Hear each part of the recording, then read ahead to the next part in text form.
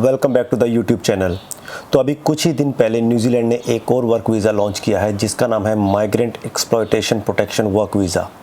तो आज इस वीडियो में हम उसी वीज़ा के बारे में बात करने वाले हैं। तो ये वीज़ा उन लोगों के लिए है जो ऑलरेडी न्यूजीलैंड में वर्क वीज़ा पे आए हुए हैं और उनके साथ किसी भी तरह का एक्सप्लॉयटेशन हुआ है। तो पॉइंट शुड बी नोटेड, उन्हीं लोगों के लिए ये वीज़ा है जो लोग ऑलरेडी वर्क वीज़ा पर न्यूजीलैंड आए हुए हैं और उनके साथ किसी भी तरह का एक्सप्लॉयटेशन हुआ है। ये उन लोगों के लिए नहीं है जो लोग वर्क वीज़ा लेकर किसी और कंट्री में बैठे हैं और ये क्लेम कर रहे हैं कि हमारे साथ किसी भी तरह का एक्सप्लॉयटेशन हुआ है। इस वीडियो को हम बहुत ज़्यादा कॉम्प्लिकेटेड नहीं करेंगे, बहुत ही सिंपल वे से समझने की कोशिश करते हैं और पॉइंट्स के साथ। पहला पॉइंट ये है कि इस वीज़ा की कंडीशंस क्या हैं। दूसरा पॉइंट, किस किस को ये वीज़ा मिल सकता है। तीसरा पॉइंट, इस वीज़ा की फ़ीस क्या होगी। चौथा पॉइंट, कितने टाइम का ये वीज़ा आपको मिल सकता है। पांचवा पॉइंट, क्या ये वीज़ा मिलने के बाद आपको सेम एम्प्लॉयर के पास काम करना पड़ेगा या फिर आप एम्प्लॉयर चेंज कर सकते हैं। तो आइए स्टार्ट करते हैं पहले पॉइंट से। तो सबसे पहला पॉइंट है इस वीज़ा की कंडीशंस क्या हैं। तो ये वीज़ा अप्लाई करने से पहले आपने करना क्या है, आपने अपने एक्सप्लॉयटेशन की रिपोर्ट देनी है। तो वो कैसे देनी है आपको, ऑनलाइन। तो उसके लिए एक फॉर्म आता है जिसका नाम है रिपोर्टिंग माइग्रेंट एक्सप्लॉयटेशन फॉर्म। तो सबसे पहले आपको ये फिल करना है और इसमें आपको जो जो उसमें ऑप्शंस दी हुई हैं वो सब अच्छे से पढ़ो और उसमें बताओ कि आपके साथ किस तरह का एक्सप्लॉयटेशन किया गया है।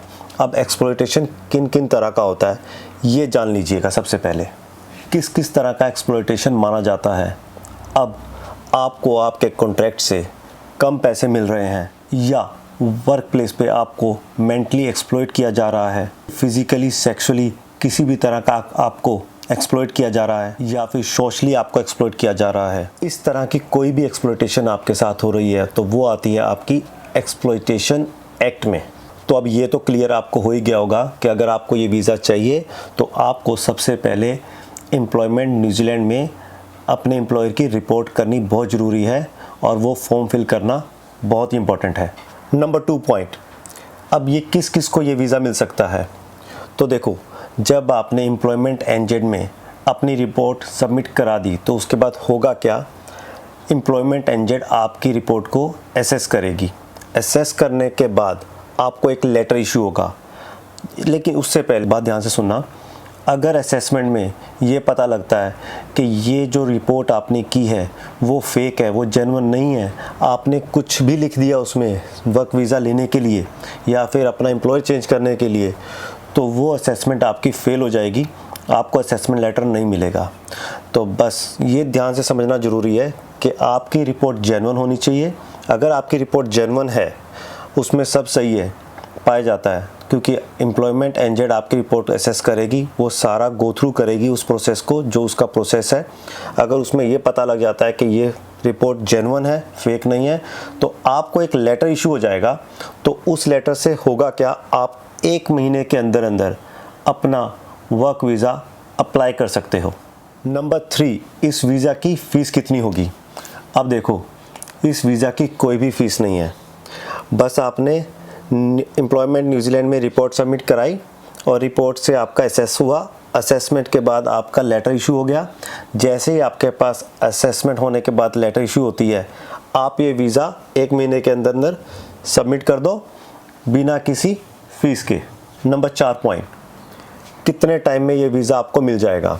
तो देखो, इमिग्रेशन की साइट पे जो लिखा हुआ है वो ये लिखा हुआ है कि हाई प्रायोरिटी। तो हाई प्रायोरिटी का मतलब हुआ जितना जल्दी हो सकता है उतना जल्दी ये वीज़ा आपको मिल जाएगा अप्लाई करने के बाद।